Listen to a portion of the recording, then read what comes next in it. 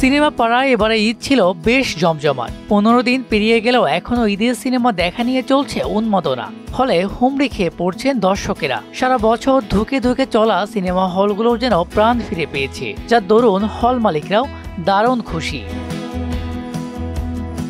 এদিকে ঈদুল ফিতরের রেশ কাটতে না কাটতে ইতিমধ্যেই আলোচনা শুরু হয়েছে আসন্ন ঈদুল আজহায় মুক্তিপ্রাপ্ত সিনেমা ঘিরে। ঈদুল ফিতরে সিনেমার বাজার যখন জমজমাট, তখন আলোচনায় উঠে এসেছে আসন্ন ঈদুল আজহার সিনেমা নিয়ে। সিনেমা সংশ্লিষ্ট অনেকেই বলছেন রোজার ঈদের মতো কুরবানির ঈদেও প্রেক্ষাগৃহ থাকবে দর্শক পরিপূর্ণ। সিনেমা যে জোয়ার উঠেছে এ ধারা অব্যাহত থাকবে। আসন্ন ঈদুল আজহায় মুক্তির তালিকায় রয়েছে তাণ্ডব, নীলচক্র, ইনসাফ, টগর, পিনিক, এশা মার্ডার, কর্মফল সিনেমাগুলো। এখন পুরোদমে চলছে সিনেমার শুটিং। এর মধ্য দিয়ে তুফান সিনেমার সাফল্যের পর আবারও পদ্মায় জুটি হয়ে আসছেন রাহেন রাফি ও শাকিব খান। স্বভাবত এই সিনেমা নিয়ে দর্শক আগ্রহ থাকবে তুঙ্গে। সিনেমাটিতে শাকিব খান ছাড়াও একটি বিশেষ চরিত্রে থাকবেন জয়া হাসান। তবে শাকিবের বিপরীতে কে থাকছেন নায়িকা হিসেবে তা এখনো প্রকাশ্যে আনেনি নির্মাতা।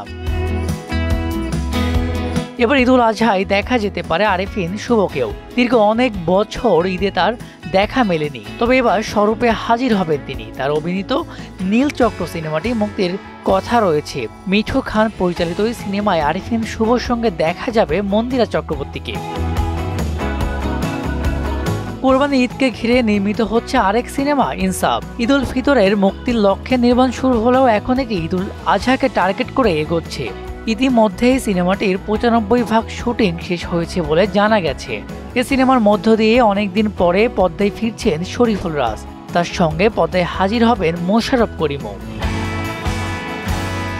এছাড়াও টগর সিনেমা নিয়ে আসন্ন ঈদে হাজির হবেন আদর আজাদ ও পূজা চেরি জুটি। ইতিমধ্যেই সিনেমাটির মুক্তি ঘিরে প্রচারণা শুরু করে দিয়েছেন তারা।